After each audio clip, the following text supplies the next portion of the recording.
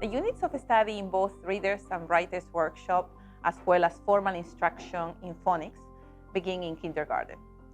Students engage in reading and writing through read aloud, share reading, interactive writing, word study, literacy centers, and reading and writing workshops.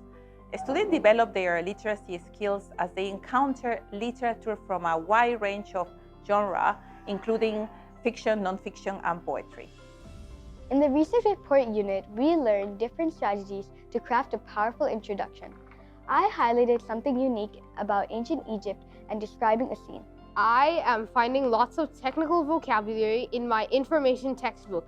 The strategy I am using is to look at the supporting details around the words.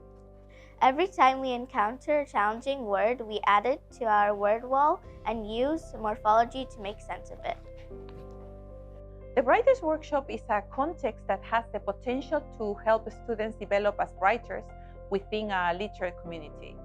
As students learn to live as writers, building a repertoire of tools and strategies, teachers have a role in cultivating purpose, power, and passion in meaningful ways. The components of the Writers Workshop are mini lessons, students' writing time, which include writing conferences, and sharing time.